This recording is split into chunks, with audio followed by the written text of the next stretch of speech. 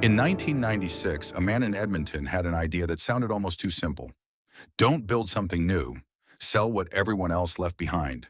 Not knockoffs, not damaged goods. Real brand name products, Sharp microwaves, Henkel's knives, Sony electronics, bought from retailers who were going under and sold to Canadians who deserved better prices than the big stores were offering. Within 15 years, Excess Cargo had 50 warehouse stores stretching from British Columbia to New Brunswick. On any given Saturday, a family could walk in with $40 and walk out with a kitchen appliance that would last a decade. Working families, new immigrants, retirees on fixed incomes, they all knew the feeling of finding something real at a price that felt almost illegal. Then, on a Tuesday morning in July 2014, it was over. 50 stores, 650 employees, gone in 90 days. How does a chain built entirely on other people's misfortune end up sharing the same fate? That question is worth sitting with, because the answer says something true about Canadian retail, about private equity, about what happens when a good idea gets handed to the wrong people, and about what we quietly lost when those warehouse doors closed for the last time. Mike McKenna was not a dreamer in the romantic sense of the word. He was a merchant, a practical man who looked at the Canadian retail landscape in the mid-1990s and saw something most people were too comfortable to notice: a massive ongoing waste. Every year, hundreds of retailers across North America ordered too much, manufactured too much, miscalculated seasons, misjudged trends, filed for bankruptcy, or simply closed their doors. What happened to all that inventory? It got auctioned off at cents on the dollar, bought by liquidators, or worse, destroyed. Brand new goods never touched by a customer, disappearing into warehouses or landfills while ordinary Canadians were paying full retail price 2 blocks away. McKenna saw the gap, and in 1906, in Edmonton, Alberta, he decided to close it. Edmonton in 1996 was a city rebuilding its confidence. The early 1990s recession had hit Alberta hard. Oil prices had been unstable. Families were careful with money, not because they were poor, but because they had learned the hard way that things could turn. The city had a working-class pragmatism about it, a culture that respected value over appearance, substance over flash. It was exactly the right place to open a store with no pretensions. The first XS Cargo was not designed to impress anyone. It occupied a strip mall unit, the kind of space that sits between a discount hair salon and a dollar store, with a parking lot big enough for 100 cars and signage that told you exactly what you needed to know. No marble floors, no mood lighting, fluorescent tubes overhead, metal shelving units running in long, straight rows and concrete underfoot. The aesthetic was warehouse because it was a warehouse, one where the public happened to be invited. What was on those shelves on opening day? Whatever McKenna's buyers had managed to source that week. That was the entire point. A liquidation retail model does not have a fixed catalog. It has whatever the market has discarded, and in any given week in 1996, the market was discarding a great deal. Consumer electronics from a regional chain that had overordered. Kitchenware from a manufacturer that had produced too many units for a Christmas season that underperformed. Sporting goods from a sporting goods retailer that hadn't survived the year. All of it real, all of it branded, all of it priced at a fraction of what it had cost on the original shelf. The smell inside that first store was specific and unmistakable. Cardboard and plastic wrap, the clean industrial scent of new goods that had never been opened, mixed with the faint metallic coolness of the concrete floor. It smelled like inventory. It smelled like opportunity. McKenna's pitch to his first customers was disarmingly honest. We are not a traditional retailer. That line would appear in XS Cargo's official company description for the entire 18 years of its existence. It was not marketing language. It was a statement of principle. McKenna was not trying to compete with the Bay or Zellers on their terms. Curated departments, seasonal displays, branded shopping bags. He was offering something categorically different, the chance to buy something genuinely good at a price that felt almost unfair. The first customers who walked through that Edmonton door were not shopping for luxury. They were young couples furnishing their first apartment, tradespeople who needed a second set of tools and couldn't justify full price, grandmothers looking for Christmas gifts on a pension budget, new Canadians who had arrived with almost nothing and needed to build a household from scratch without going into debt. For all of them, excess cargo was not a compromise. It was a solution. What made walking in feel different from anywhere else was the uncertainty and the possibility that uncertainty carried. You did not know what would be on those shelves today. Nobody did. That unpredictability, which would have been a fatal weakness for a traditional retailer, was excess cargo's greatest strength. Every visit was a search. Every purchase was a small victory. You came in looking for nothing in particular and left with something you genuinely needed, at a price you would tell your neighbor about on Monday morning. McKenna ran his company out of Mississauga once the operation outgrew Alberta, a headquarters city chosen for its logistics advantages, close to Toronto's transportation network, positioned to supply stores from one end of the country to the other. He built two distribution hubs, one in Edmonton to serve the West and one in Mississauga to serve Ontario and beyond. The infrastructure was serious. This was not a flea market with ambitions. It was a retail operation with a genuine supply chain, genuine buyers working the market every single day, and a genuine commitment to the proposition that Canadians should not have to pay full price for things that were already sitting in a warehouse somewhere. By the time excess cargo reached 23 stores in 2005, it was generating nearly $80 million in revenue annually, with more than 2 million customer transactions in a single year. Those are not the numbers of a novelty. Those are the numbers of a store that had found its people and kept them coming back. McKenna had built something real, something that worked because it was honest about what it was. The question, the one nobody was asking yet, was what would happen to that honesty once the company changed hands. There is a particular kind of Saturday that Canadians of a certain age will remember. It is not a glamorous memory. There is no landmark in it, no special occasion. Just a car pulling into a strip mall parking lot sometime between 2002 and 2010, a family getting out, and a set of automatic doors sliding open onto something that felt inexplicably like possibility. That was the excess cargo experience at its peak, and it was more powerful than it had any right to be. The years between 2000 and 2011 were the golden decade of excess cargo. The chain had grown beyond its Alberta roots and established itself across Ontario, British Columbia, Manitoba, Saskatchewan, Nova Scotia, New Brunswick, and Prince Edward Island.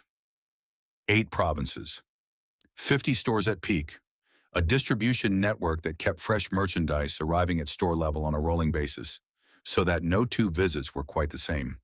That last detail was everything. In a conventional retail environment, consistency is the goal. You walk into a Canadian Tire in Sudbury and you expect to find the same products you found in the Canadian Tire in Kelowna. Predictability is the promise. Excess cargo inverted that logic entirely. The promise was not consistency, it was surprise.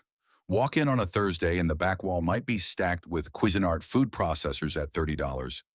Come back the following Thursday and those are gone, replaced by a pallet of Coleman camping gear or a shipment of Braun coffee makers still in their original boxes.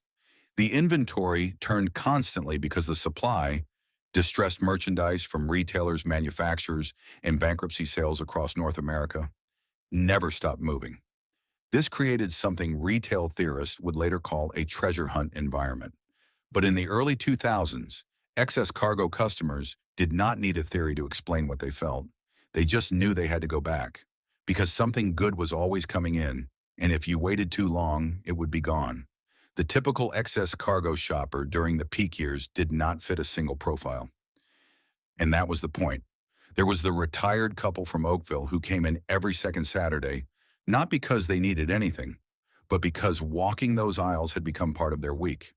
They would examine a set of garden tools, debate whether the brand was worth the price, put it back, find a set of mixing bowls for $12, and leave feeling satisfied in a way that had nothing to do with the monetary value of what they had purchased. It was the hunt, the find, the small, repeatable pleasure of a good deal located and secured. There was the woman in Winnipeg, a nurse, a mother of 3, who furnished her entire kitchen over the course of 18 months of excess cargo visits. A stand mixer 1 month, a set of cast iron pans the next, a knife block the month after that. She never paid more than a third of what those items would have cost at full retail. Years later, those items were still in her kitchen. She would tell anyone who asked exactly where she had found each one. There was the young man in Surrey, fresh off the plane from the Philippines, who walked into excess cargo 3 weeks after arriving in Canada and spent $60 on a bedding set, a small fan, a set of plates, and a reading lamp. All brand name, all new. He later said it was the first time since arriving that he felt like he was building something rather than just surviving. These are not exceptional stories. They are ordinary ones. That is what made excess cargo matter. Inside the stores themselves, the experience had a texture that regular retail did not offer. The layout was functional rather than designed. Long runs of metal shelving, products grouped loosely by category but never in the rigidly curated way of a department store. Housewares here, electronics along the back wall, seasonal merchandise near the entrance, turned over frequently enough that regulars learned to check it first. Furniture and larger items toward the rear, where the ceilings were high enough to stack things properly. The lighting was industrial. The music, when there was any, came from a radio someone had left on near the cash desk. The floors were bare concrete or basic tile, easy to clean, easy to restock. Nothing about the physical environment said come linger. And yet people lingered, because when every shelf might contain something unexpected and genuinely valuable, the act of walking slowly and looking carefully becomes its own reward. Staff during the peak years tended to be people who had been there long enough to know the rhythm of the place. They knew when the trucks came in. They knew which categories moved fast and which sat. A good excess cargo employee in those years had something in common with the best employees at any treasure hunt retailer. They were enthusiastic about the merchandise in a way that was completely unforced, because the merchandise was always changing and therefore always interesting. One week you were helping a customer assess a set of luggage. The next you were explaining the difference between two brands of air fryer that had arrived on the same pallet. The job kept you engaged because it never fully repeated itself. By 2005, excess cargo had crossed $80 million in annual revenue and recorded more than 2 million individual customer transactions in a single year. Those numbers placed it firmly among Canada's significant mid-size retail chains. Not a giant, but not a novelty either. It was a real business with real scale, real employees, and a real place in the lives of the communities it served. What it had built, without ever setting out to build it, was trust. Not the trust of a luxury brand, earned through aspiration and exclusivity. The trust of a neighbor, the kind that comes from showing up consistently, delivering what you promised, and never once pretending to be something you are not. Excess cargo was exactly what it said it was. That kind of honesty in retail is rarer than it sounds. There were families across 8 provinces whose homes contained excess cargo purchases they had never once regretted. Tools that still worked, appliances still running, furniture still standing. The value had been real. The products had been real.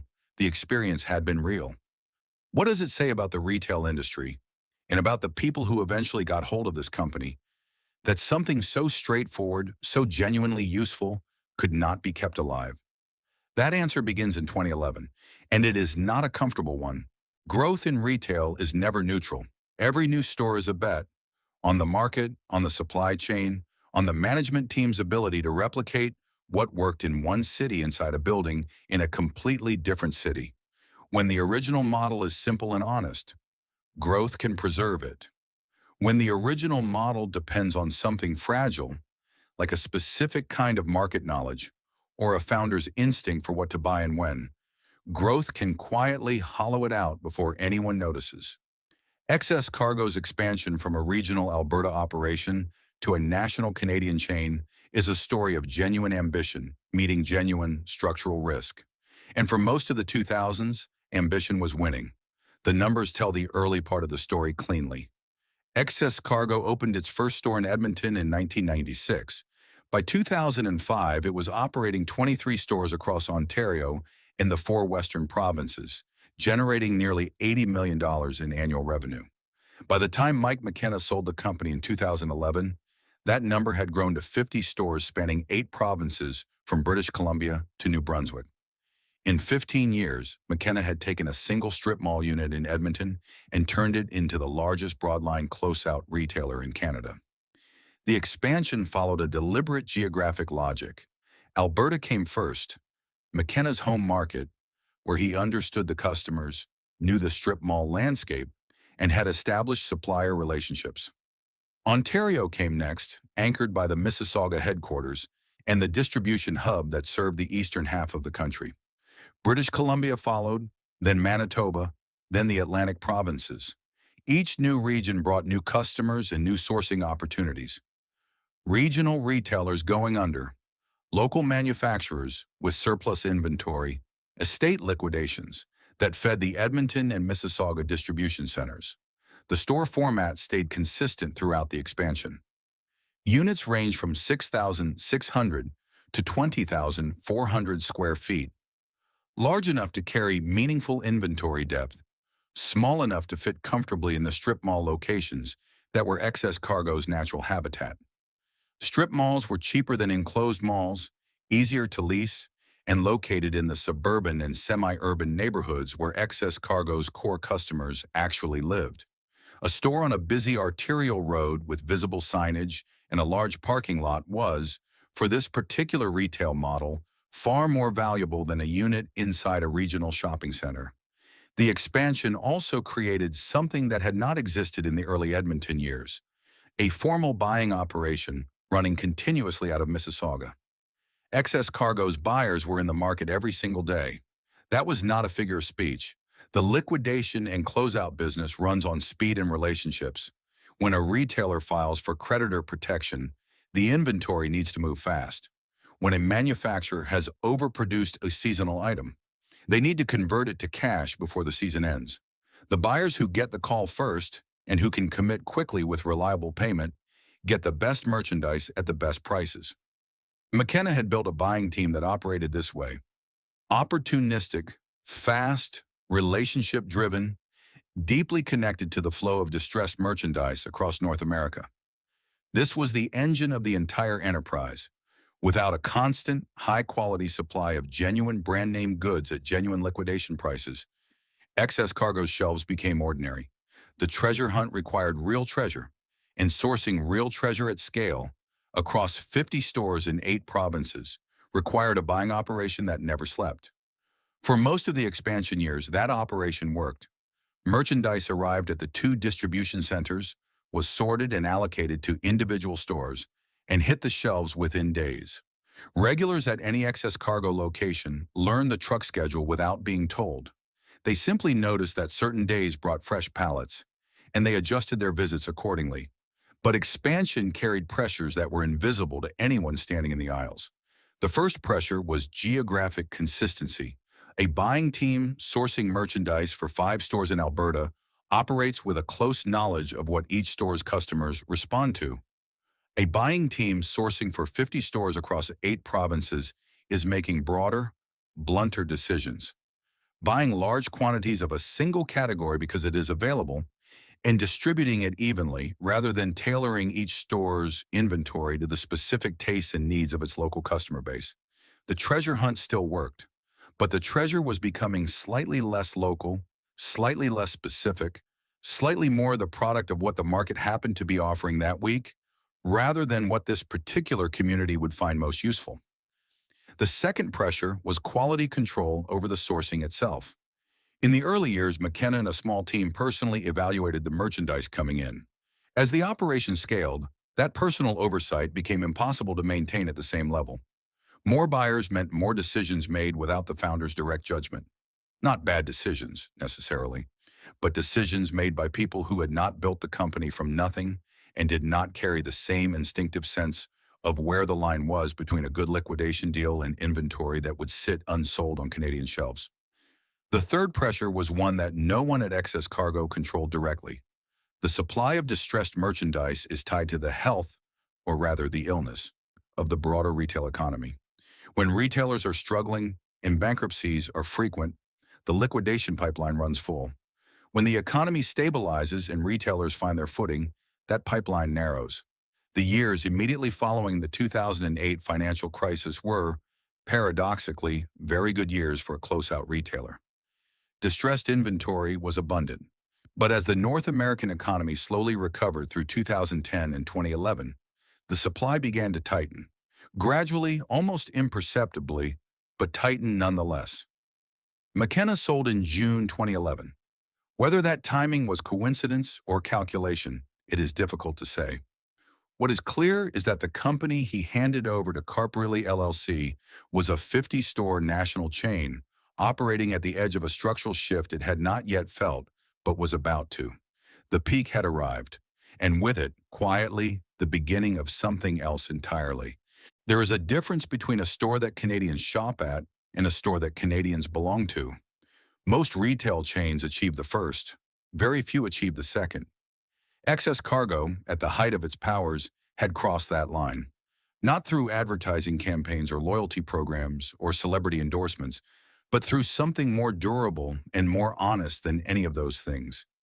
It had made itself useful to people who needed it, and those people remembered. By the late 2000s, Excess Cargo had become something that its strip mall locations and fluorescent lighting would never have suggested. A genuine piece of Canadian retail identity.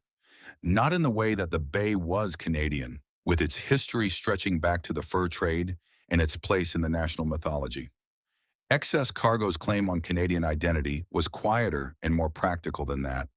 It was the store that understood how most Canadians actually lived, not in the aspirational middle class of department store advertising, but in the real middle, where a family of four managed a mortgage and two car payments and a grocery bill that kept climbing, and still wanted their home to contain things that worked and lasted.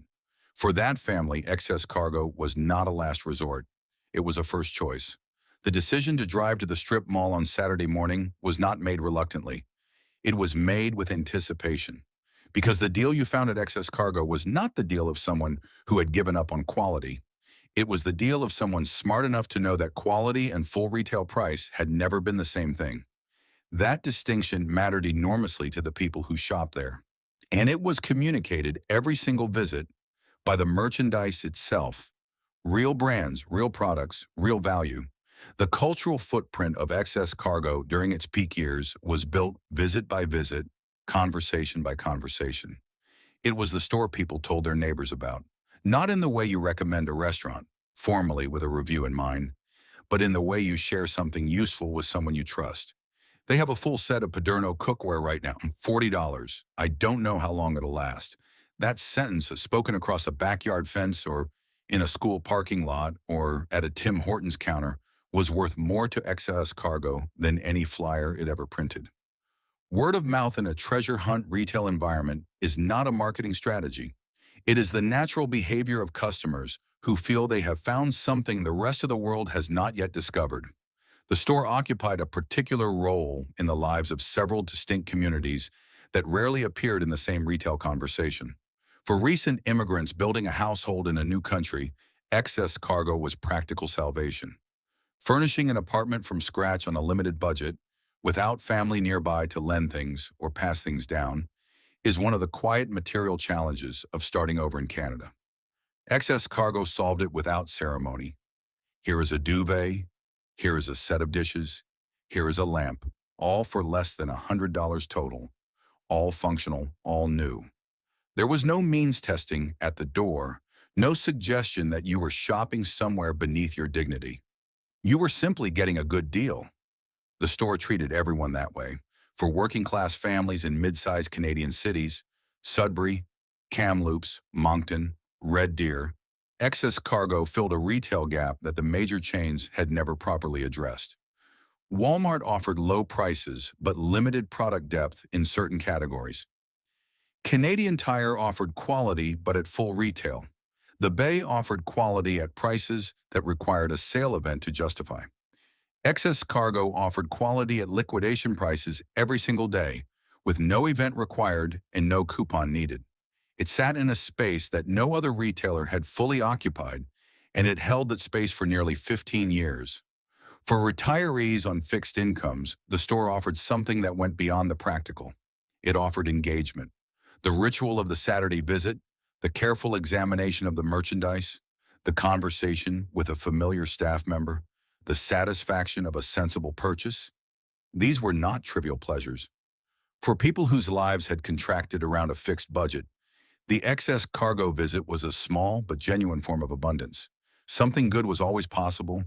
Something worth finding was always there if you looked. At its cultural peak, excess cargo was operating 50 stores, employing 650 people, and processing millions of transactions annually across 8 provinces. Those employees were, in many communities, the human face of the brand. Part-time and full-time workers who knew their regulars by name, who could tell a customer what day the new shipment was expected, who understood that the person standing in front of them was not shopping frivolously but carefully, making real decisions about real money. The relationship between excess cargo staff and excess cargo customers was not the transactional distance of a big box store. It was closer to the relationship between a neighborhood shop and its neighborhood. Informal, familiar, built on repetition and small recognitions. That quality, the human texture of the in-store experience, is precisely what no online retailer has ever replicated. Amazon can offer liquidation prices. It cannot offer the moment when you round a corner in a strip mall warehouse and find, sitting on a metal shelf under fluorescent light, exactly the thing you did not know you were looking for. How long could something that good, that specific, that genuinely Canadian actually last? The answer arrived in June 2011 in the form of a wire transfer from Greenwich, Connecticut, and from that moment, the clock was running. In June 2011, Mike McKenna sold excess cargo to Carp Riley LLC for approximately $5.3 million. To put that number in context, a chain of 50 stores, 2 distribution centers, established supplier relationships across North America, and nearly $80 million in annual revenue, sold for $5.3 million. That price alone tells you something. It tells you that by mid-2011, the people close enough to the business to understand its finances did not believe it was worth very much more than that. It tells you that the buyer, a private investment firm based in Greenwich, Connecticut, saw not a thriving retail operation to be nurtured, but an undervalued asset to be repositioned.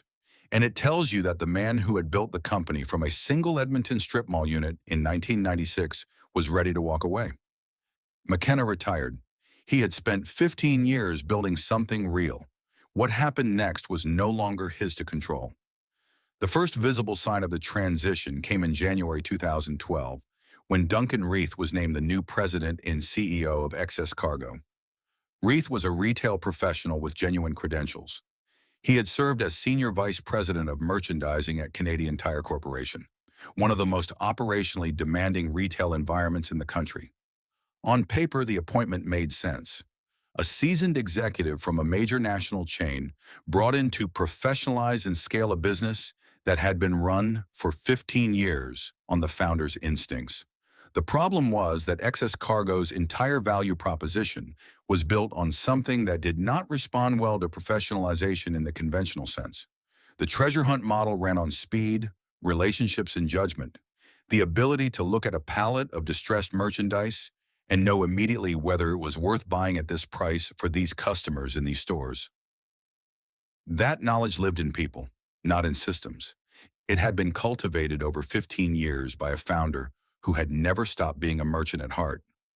Bringing in an executive whose background was in a conventional retail environment, where the buying was planned seasons in advance, where the supply chain was predictable, where the merchandise was consistent, was not necessarily a mistake. But it introduced a gap between the leadership's instincts and the model's requirements that would take time to become visible and longer still to acknowledge. Beneath the management transition, a more fundamental problem was developing, one that had nothing to do with personnel and everything to do with the market. Excess Cargo's supply chain depended on a steady flow of distressed merchandise from retailers and manufacturers in financial difficulty.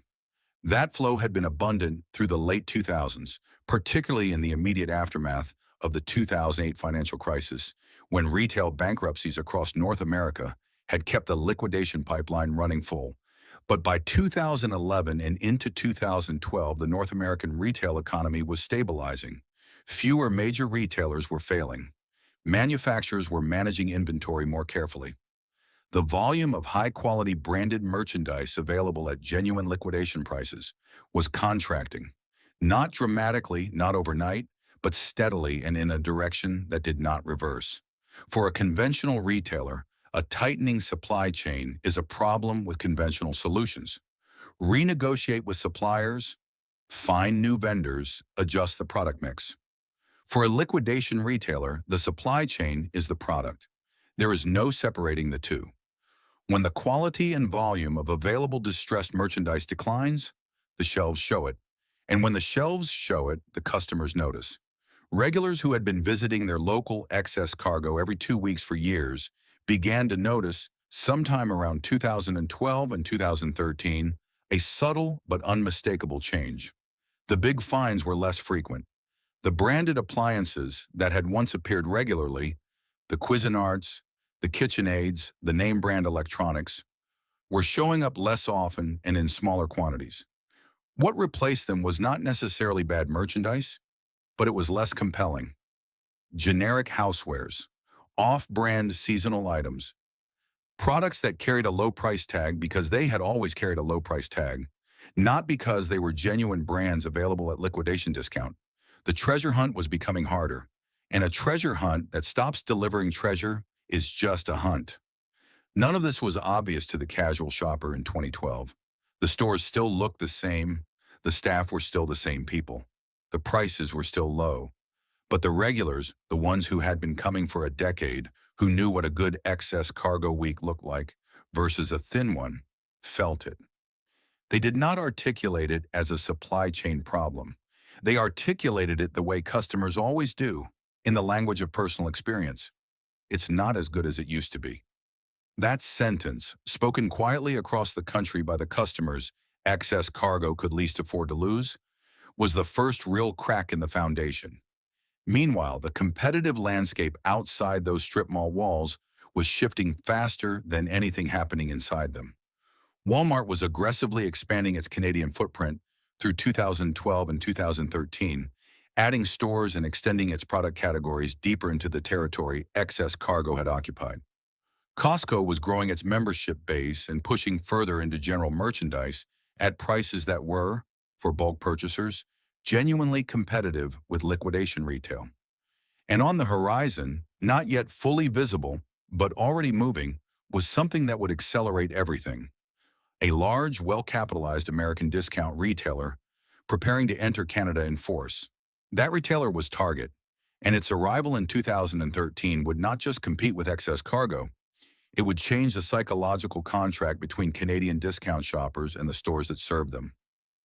How long could a model this specific, this dependent on a particular set of market conditions, survive in a landscape that was being remade around it? The honest answer, though nobody said it out loud in those years, was not much longer. There is a particular kind of corporate failure that does not announce itself.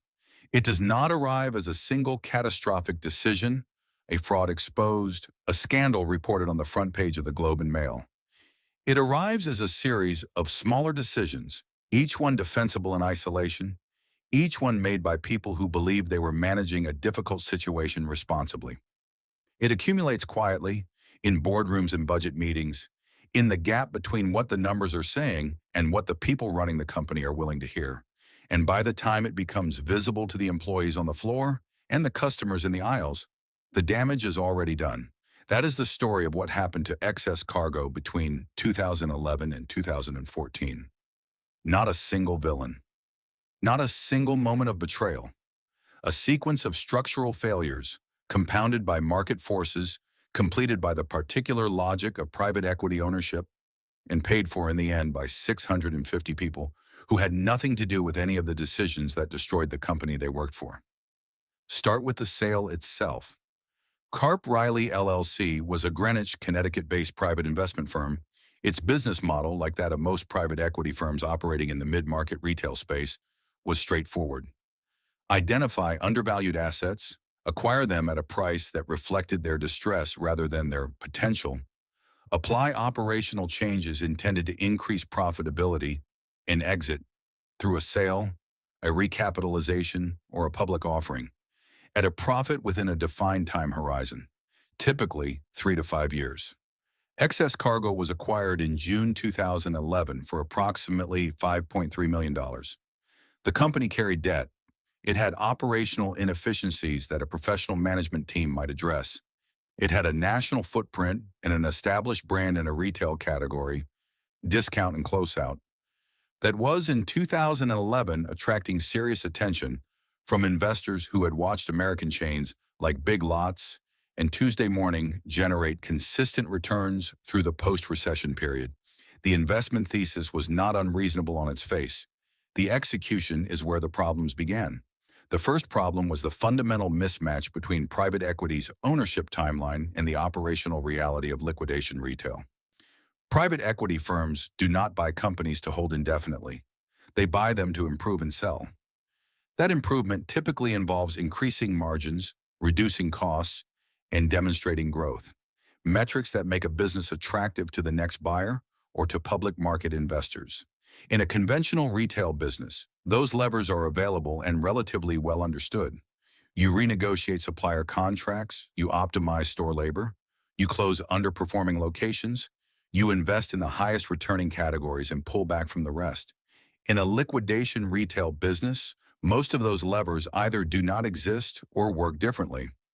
You cannot renegotiate supplier contracts in the traditional sense because your suppliers are distressed sellers who need to move merchandise fast. The relationship is opportunistic by design, not contractual. You cannot standardize the product mix because the product mix is determined by what the market is discarding this week, not by what a category manager decided 6 months ago.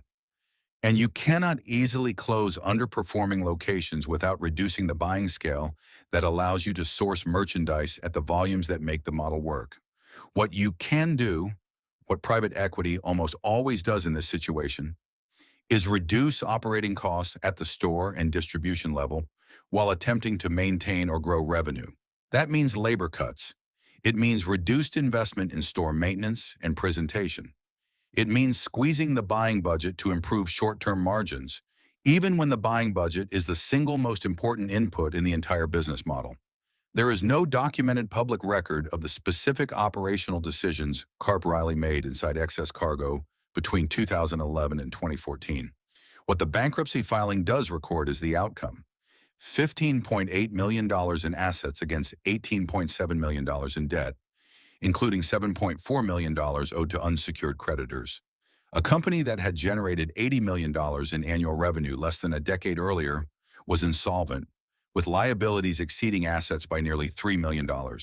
That gap does not appear from nowhere. It is built, decision by decision, over time. The second problem was the failure to address the digital shift.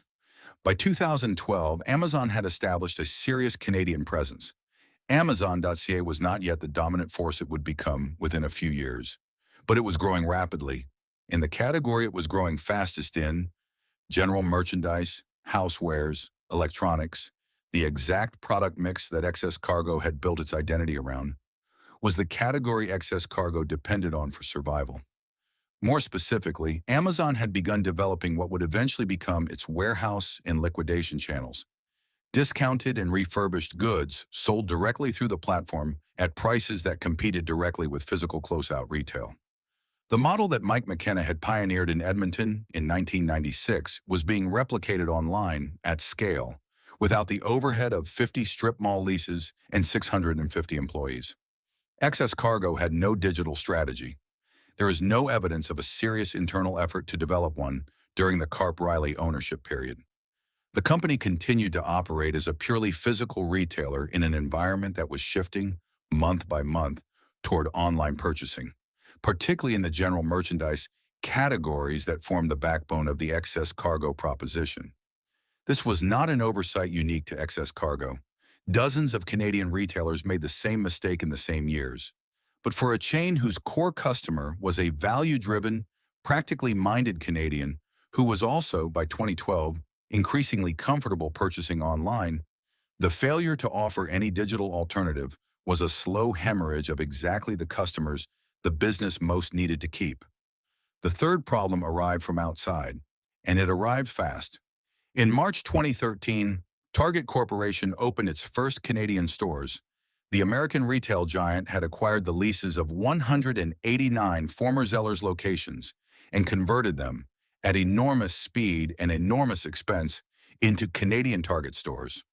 The launch was one of the most anticipated retail events in Canadian history, and while Target Canada's execution was famously troubled, inventory problems, pricing miscalculations, a customer experience that disappointed shoppers who had crossed the border to shop American Target stores for years, its presence in the market changed the competitive psychology of Canadian discount retail overnight.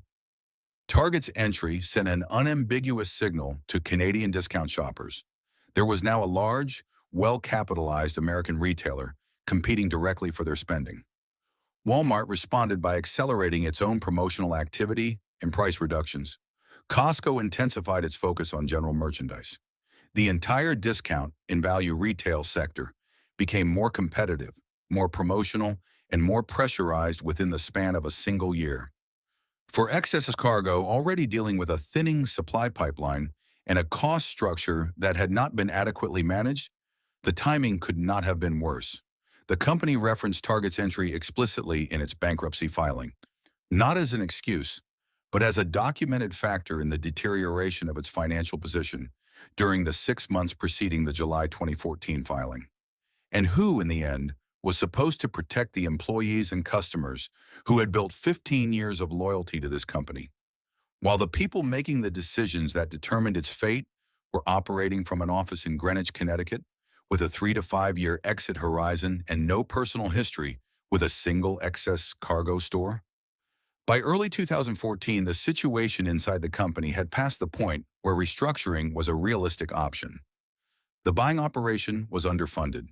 The stores were showing the results of reduced investment. Not dramatically, not in ways that would make headlines, but in the small, visible ways that tell a retail professional the company has stopped caring about the customer experience. Shelves that were not quite as full. Merchandise that was not quite as compelling. Staff who sensed, without being told directly, that something was wrong.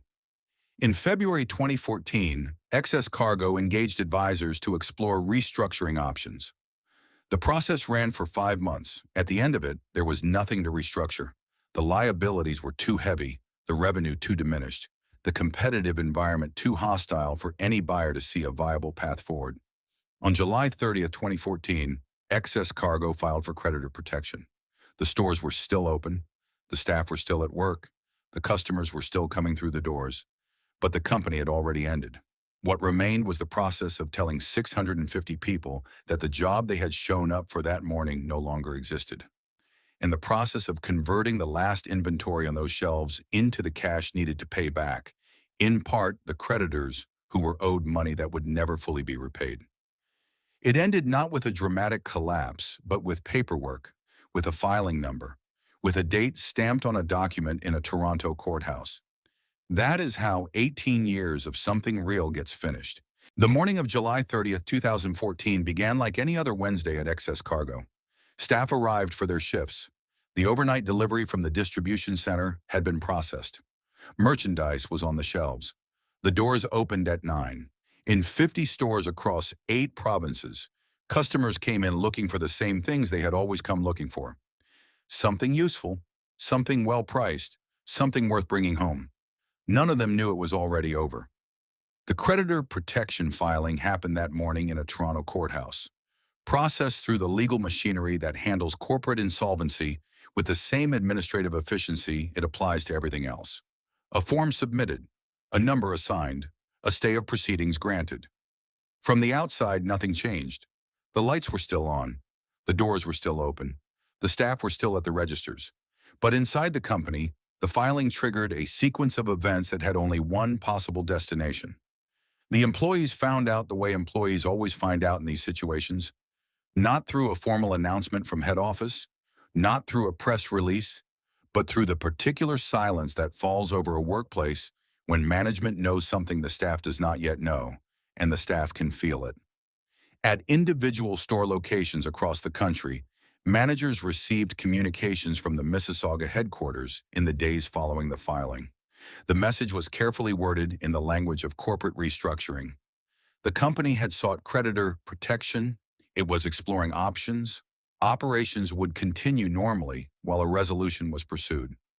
For employees who had worked in retail long enough to understand what that language meant, the message was clear.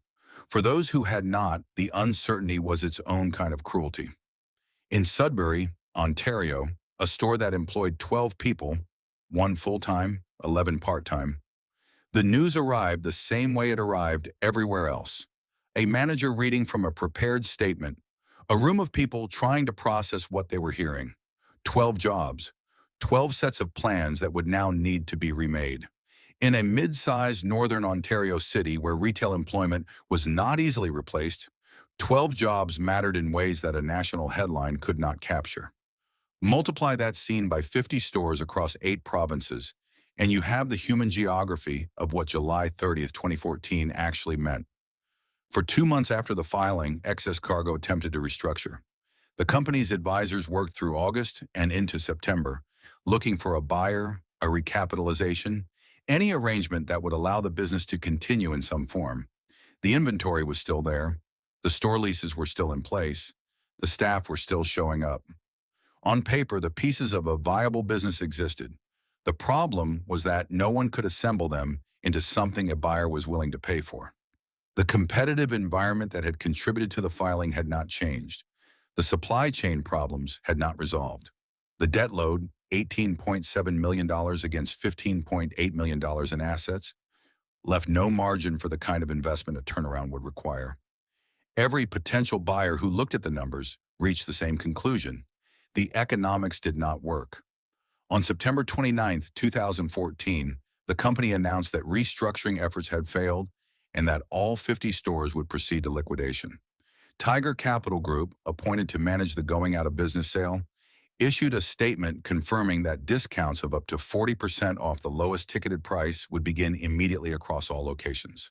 Stores would remain open until inventory was exhausted, expected to be complete by mid-November. The treasure hunt had become a clearance sale. The difference between those two things is not just commercial, it is psychological. A treasure hunt draws you in with the promise of discovery. A clearance sale tells you the story is ending and invites you to pick through what remains. The liquidation period had a texture of its own that anyone who visited an Excess Cargo store in those final weeks will remember. The merchandise that remained was not the best merchandise. The good finds had been going home with customers for months. The supply pipeline had been thinning since 2012, and the final weeks of a liquidation sale are, by their nature, the residue of everything that did not sell when it was priced higher. Yellow tags everywhere, handwritten percentage signs taped to the shelves, the metal fixtures themselves, the long runs of shelving that had held millions of dollars of merchandise over 18 years, standing in increasingly bare rows as the inventory shrank. The staff who remained through the liquidation period occupied a particular kind of professional limbo. Their job was to sell the inventory of a company they no longer worked for in any meaningful future sense, to customers who were coming not out of loyalty, but out of the opportunism that clearance sales reliably attract. The regulars, the people who had been coming for a decade, came too, but differently. Some came to find a last good deal. Some came because they did not know what else to do with the feeling the closure had produced. Some came simply to be there one more time, in the specific fluorescent light of a specific strip mall warehouse, before it was gone. Those visits had a quality of goodbye that nobody announced and nobody needed to. The staff knew it. The regulars knew it. The transaction at the register, a set of mixing bowls, a toolkit, a piece of luggage at 40% off, carried a weight that the price tag did not reflect. The final closures happened on a rolling schedule through October and November 2014, location by location, as inventory was exhausted. There was no national closing day, no simultaneous moment when all 50 doors locked at once. Each store ended separately in its own strip mall, in its own city, with its own small group of last customers and last staff members. The Sudbury store closed in mid-November, as scheduled. The Victoria store on Nanaimo Street closed around the same time. The Edmonton locations, the city where it had all started in 1996, closed like all the others, without ceremony, the shelves emptied and the fixtures waiting to be removed. What replaced the excess cargo units in those strip malls varied by location. Some spaces sat empty for months, the particular purgatory of retail real estate in transition. Others were quickly leased to discount dollar stores or fitness studios or fast food operations. The tenants that fill the strip mall ecosystem when a mid-sized retailer departs. A few were absorbed by expanding chains. None of them offered what excess cargo had offered. None of them were trying to. The 650 employees who had been on payroll at the time of the July filing received whatever severance the creditor protection process allowed, which, given that unsecured creditors were owed $7.4 million that would not be fully repaid, was not generous. Workers who had been with the company for years left with limited financial cushion and the task of finding equivalent employment in a Canadian retail sector that was, in the autumn of 2014, contracting rather than expanding. Jacob had just filed for bankruptcy. Bombay, Bowring, and Bennex were in creditor protection. Grand and Toy was closing its remaining stores. The industry that excess cargo employees might logically have moved into was itself in the middle of a wave of failures. There was no public memorial, no vigil outside the last store, no national news segment devoted to the human cost of the closure beyond the factual reporting that the filing and the liquidation announcement had generated. Excess cargo was not the kind of brand that attracted public mourning. It was too practical for that, too unassuming, too honestly working class in its identity to generate the outpouring that accompanied the closure of a more emotionally resonant institution. But in the communities where it had operated, in the strip malls where it had sat for a decade or more, in the lives of the customers who had furnished their homes and stocked their kitchens and found their Saturday morning ritual there, the absence was real, not dramatic, not loud, but real in the way that the loss of something genuinely useful is always real. Even when no one builds a monument to it, something had been there. Then it was not. When the last excess cargo store closed in November 2014, the strip mall did not grieve. Strip malls do not grieve. They release. The landlord filed the vacancy, contacted the brokers, and within weeks or months, a new tenant was signing a lease for the same square footage, the same loading dock, the same parking lot. Life in the strip mall ecosystem continues with a pragmatism that mirrors, in its own way, the pragmatism of the stores that once occupied it. What the strip mall could not replace, what no new tenant could provide, was the specific thing that had happened inside those walls for 18 years. And understanding what that thing was, and why nothing replaced it, is where the real lesson of excess cargo lives. The customers who had built their Saturday routines around excess cargo did not disappear. They redistributed. Some went to Winners and HomeSense, the TJX-owned Canadian chains that operated on a similar treasure hunt principle, branded merchandise at discounted prices, inventory turning constantly, no two visits quite the same. Winners had been excess cargo's closest conceptual competitor throughout the 2000s, and it absorbed a significant portion of the displaced customer base after 2014. The difference was meaningful, though. Winners skewed toward fashion and home decor. Its price points, while discounted from retail, were higher than the liquidation pricing excess cargo had offered. And its merchandise, while varied, came from a managed buying operation rather than a genuine distress pipeline. The surprise was curated rather than market-driven. Some went to Walmart, which had continued its Canadian expansion through 2014 and 2015, adding general merchandise depth in the categories excess cargo had occupied. Walmart offered reliability and low prices. It did not offer discovery. The customer who spent 45 minutes walking excess cargo aisles on a Saturday morning was not looking for the same thing they found at Walmart. They were looking for the unexpected at a price that felt impossible. Walmart's prices were low. They were also entirely predictable. That predictability, which was Walmart's strength, was precisely what made it an inadequate substitute for the experience excess cargo had provided. Some customers migrated online. Amazon's Canadian operation continued to grow rapidly through 2014 and beyond, and its expanding warehouse and third-party seller marketplace increasingly offered exactly the kind of discounted branded merchandise that Excess Cargo had built its identity around. By 2016, a Canadian consumer looking for a Cuisinart appliance at liquidation pricing had more online options than they had ever had in a physical store. The merchandise was there. The price was right. The experience of finding it, the physical, social, unhurried experience of walking down an aisle and reaching out and picking something up, was not. No one bought the Excess Cargo brand. There was no nostalgia pop-up, no entrepreneur who acquired the intellectual property and relaunched it as a digital-first liquidation retailer. No private equity firm that saw value in the name recognition and attempted a revival.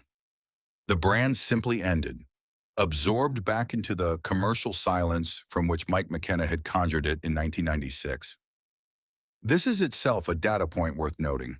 When a beloved retail brand closes, there is usually someone who sees an opportunity in the residual goodwill. The name, the logo, the customer associations.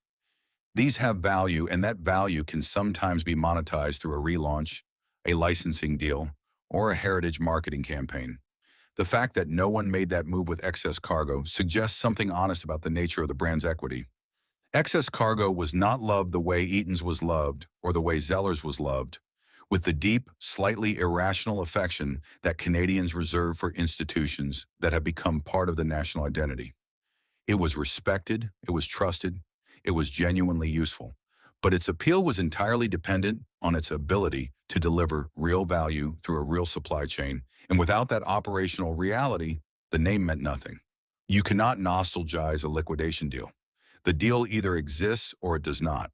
The broader retail landscape in Canada, in the aftermath of Excess Cargo's closure, confirmed that the company had not failed in isolation.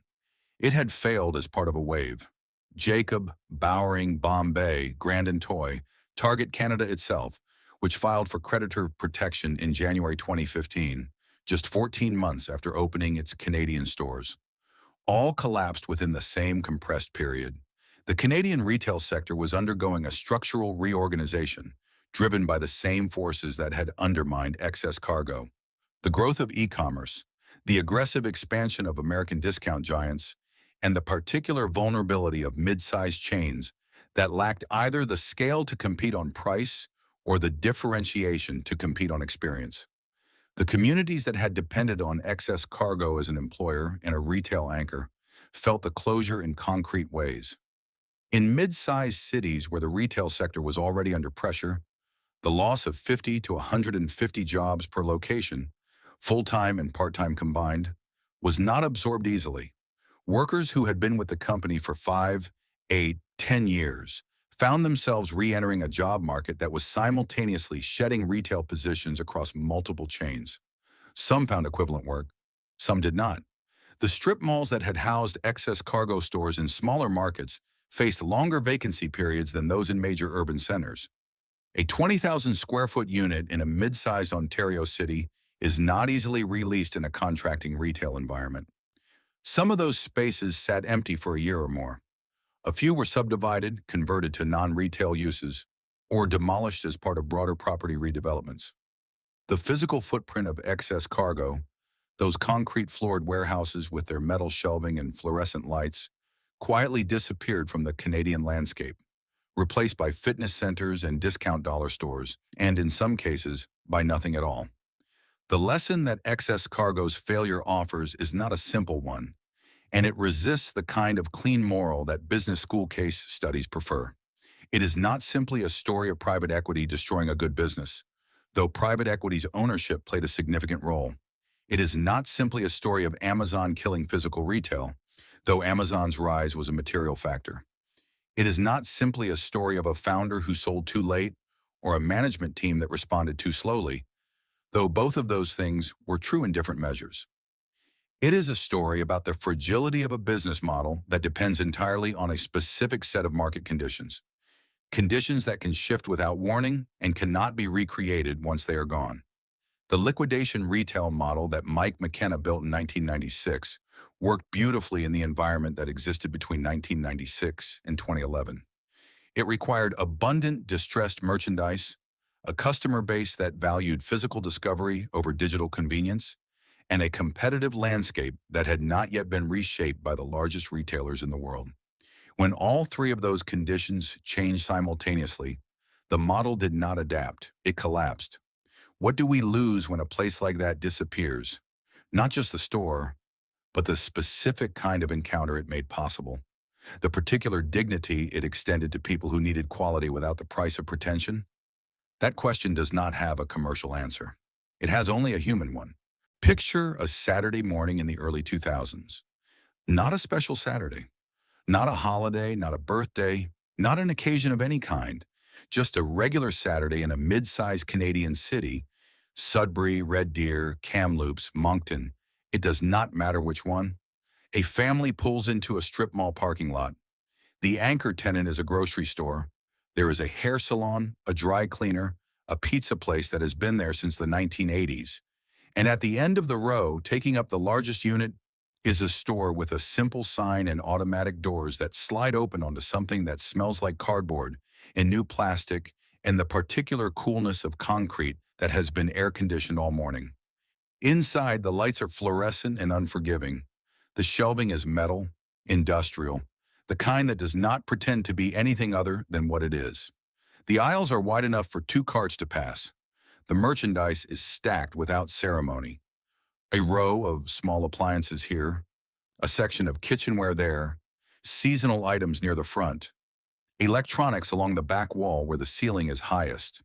There is no music that anyone has chosen deliberately. There is no scent pumped through the ventilation system. There is no visual merchandising strategy designed by a team in a head office somewhere. There is only the merchandise and the possibility, real and present and renewed each visit, that somewhere on these shelves today is something worth finding. A woman picks up a cast iron pan, turns it over, checks the brand, puts it back, moves on, finds it again at the end of the aisle, on a different shelf, priced at $14, puts it in her cart. That moment, small, unhurried, entirely ordinary, was what excess cargo was. It is easy to underestimate what a store like Excess Cargo meant to the people who used it, because the meaning was never expressed in the language that gets recorded. It was not the language of brand loyalty surveys or customer satisfaction scores. It was not the language of retail analysts writing about treasure hunt environments and value proposition differentiation. It was the language of a woman telling her neighbor about the cast iron pan, the language of a man explaining to his adult children, years later, that he had furnished the first apartment on $60 in a Saturday morning. The language of a retiree who budgeted carefully every month and felt, for 2 hours every other Saturday, the specific pleasure of abundance, of looking at a shelf full of good things and knowing that any of them at all, was within reach. Excess Cargo extended a form of dignity that the retail industry rarely acknowledges and almost never discusses. The dignity of being treated as a customer worth serving, regardless of the size of your budget. The dignity of access to quality, to brands, to the material comfort that full-price retail implied, was reserved for people who could afford full-price retail. Walking into Excess Cargo was not an admission of financial limitation. It was an act of intelligence. The store made you feel that way. That is a harder thing to build than it sounds, and it is a harder thing to replace than anyone who never needed it will ever understand. For new Canadians arriving with almost nothing, it was infrastructure, the practical foundation on which a household, in something that felt like stability, could be built without debt and without sacrifice of quality. A duvet, a set of dishes, a lamp, a small appliance that worked and kept working. These are not luxuries. They are the material contents of a life, and Excess Cargo made them available at prices that respected the reality of how most people actually live. For working families in communities that the major retail chains served imperfectly, the mid-sized cities, the smaller markets, the neighborhoods not quite wealthy enough to attract premium investment, Excess cargo was often the only place where the equation worked, where the budget and the quality intersected without requiring a compromise on either side. That intersection, maintained for 18 years across 8 provinces, was not a small thing. It was, for the people who depended on it, an essential thing. And when it was gone, nothing came to replace it exactly. Winners came close in some categories. Amazon came close in others. But the physical act of being in the store, of walking the aisles, of handling the merchandise, of the unhurried Saturday morning discovery in a concrete-floored warehouse with a staff member who knew your face, that specific combination of practical value and human experience did not survive the closure. It ended with the last store in the last strip mall in November 2014, and it has not returned. Mike McKenna opened a store in Edmonton in 1996 because he saw a gap between what people needed and what the market was offering them. He filled that gap with honesty and practicality and a genuine belief that ordinary Canadians deserved access to quality without penalty. For 15 years, that belief held. The 650 people who worked in those 50 stores across 8 provinces showed up every day to do something real, to take in merchandise, put it on shelves, help customers find what they were looking for, and send them home with something worth having. They were not building a legacy. They were doing a job. But the job had meaning because the store had meaning, because the people it served needed what it offered in ways that went beyond the transaction. The founders leave. The owners change. The market shifts. The stores close. That is the arc of every retail story, eventually, even the ones that deserve better endings.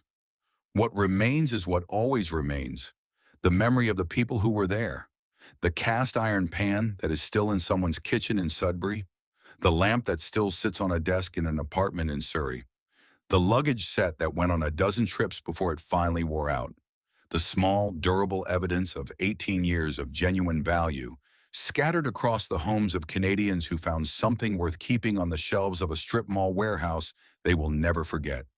The doors are closed. The shelves are empty. The parking lot belongs to someone else now. But somewhere tonight, in a kitchen in a mid-sized Canadian city, someone is cooking with a pan they bought for $14 on a Saturday morning 20 years ago. They remember exactly where they found it. They remember the fluorescent light. They remember the metal shelving and the smell of cardboard and the feeling of turning it over in their hands and knowing it was worth it. That memory is real.